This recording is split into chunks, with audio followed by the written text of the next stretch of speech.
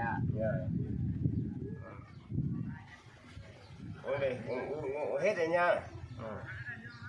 Ngon không? Rượu ngon không? À, thịt đây là thịt gì đó? Thịt heo rừng đấy. Thịt heo rừng đó hả?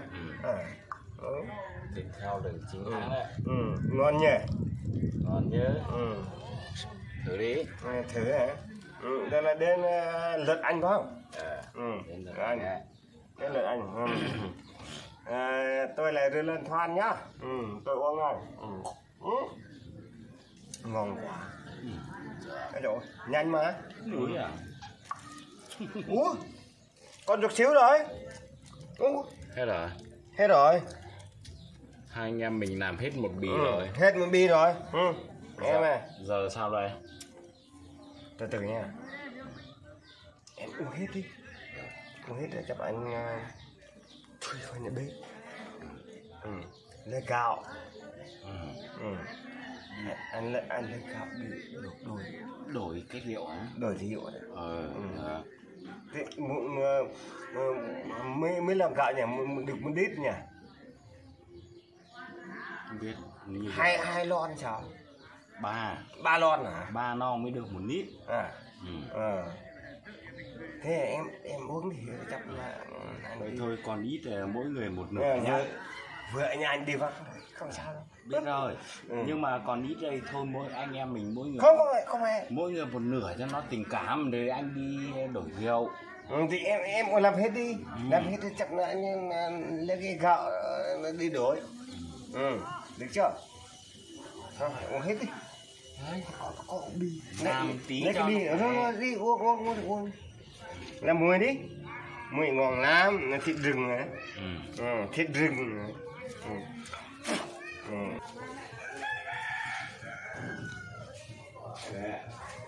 Ăn lon á, nguyên tắc nhấp đâu.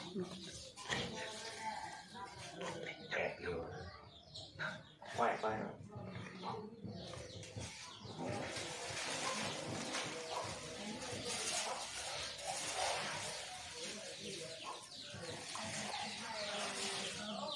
Wow. Lô. Ui, không vừa này còn em như khỏe. Nhau. Đây như khỏe này. Quá luôn. Đó thôi ra đi rồi. Ui. Nhắm à.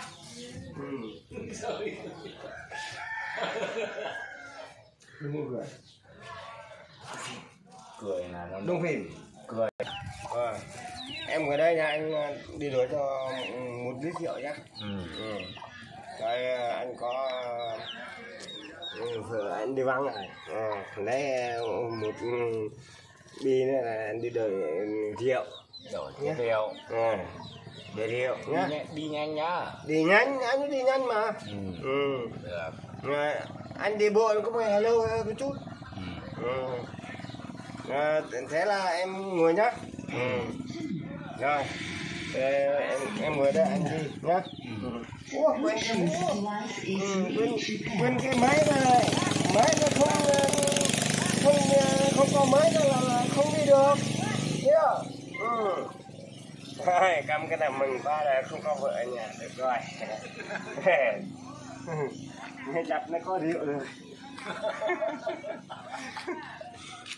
Chập nó có rượu rồi này, nhưng bằng đây là được rồi. Rồi đi đua rồi. Nhà ở đâu nhỉ? Rồi. Gần không biết.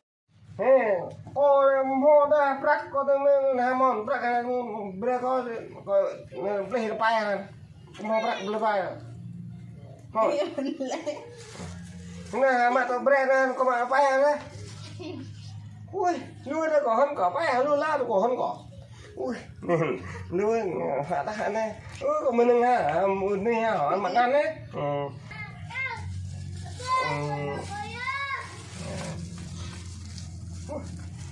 Nuôi la đấy. Nhiều video bay một. Hello. Này nè, nuôi la được bay này. Có ba thằng Hà group nhớ một cái hả? Đi ghét đâu hả? bao nhiêu đâu chồng chuột bên đây ở bên tay rồi thế khi vợ ra các con nó nhô lên nên nhâm nhấp bay rồi nhìn xem video thì cái cha đôi nhô đấy cái này miệng nó lên lên này này nó đấy chứ mà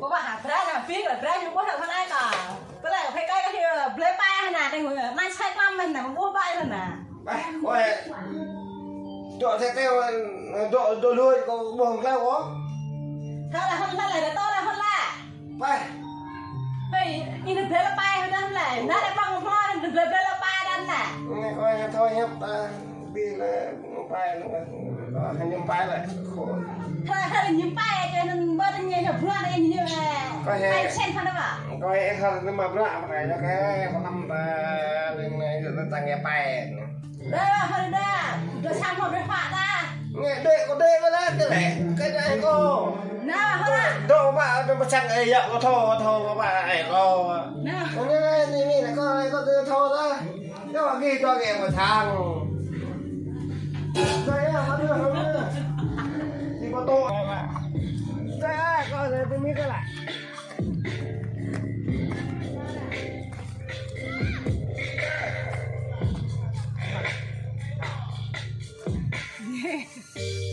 mấy mà lại đây mà đây con mô tô này cái con này hình có tông đây đây mà nó có tầm dọa nữa đâu bác hôn nó lá có tăng lệ hẹp nó lên rồi